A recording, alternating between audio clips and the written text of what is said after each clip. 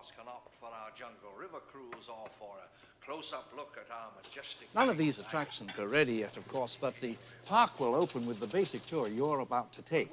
And then other rides will come online 6 or 12 months after that. Absolutely spectacular design, spared no expense. And we can charge anything we want, $2,000 a day, $10,000 a day, and people will pay it. And then there's the merchandise. And I can personally... Donald, this park was not built to cater only for the super rich. Everyone in the world has the right to enjoy these animals. Sure, they will. I mean, what, we'll have a coupon day or something. Yes. Gee, the lack of humility before nature that's being displayed here staggers me. Well, thank you, Dr. Malcolm, but I think things are a little bit different than you and I had feared. Yeah, I know. They're a lot worse. Now, wait a second. Now, we haven't even seen the part where Donald, let him talk.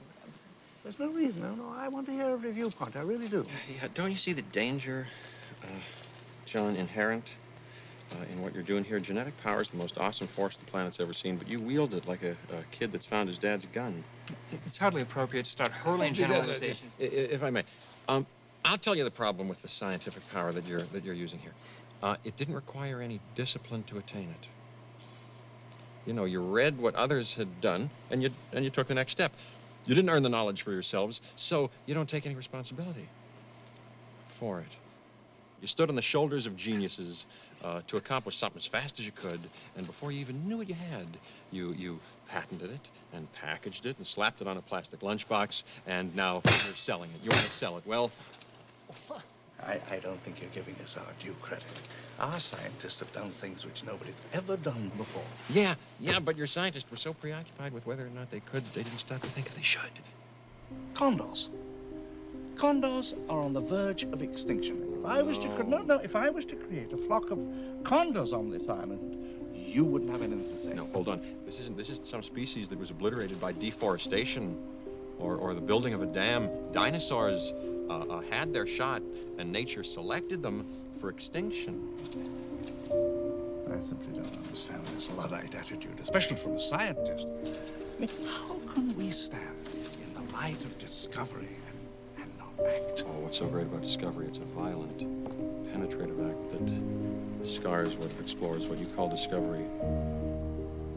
I call the rape of the natural world. Well, the question is, how can you know anything about an extinct ecosystem? And therefore, how could you ever assume that you can control it?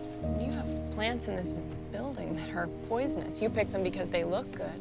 But these are aggressive living things that have no idea what century they're in, and they'll defend themselves violently if necessary. Dr. Grant, if there's one person here who could appreciate what I'm trying to do... The world has just changed so radically, and we're all running to catch up. I don't want to jump to any conclusions, but look. Dinosaurs and man, two species separated by 65 million years of evolution, have just been suddenly thrown back into the mix together. How can we possibly have the slightest idea of what to expect? I don't believe it. I don't believe it. You're meant to come down here and defend me against these characters, and the only one I've got on my side is the blood-sucking lawyer. Thank you.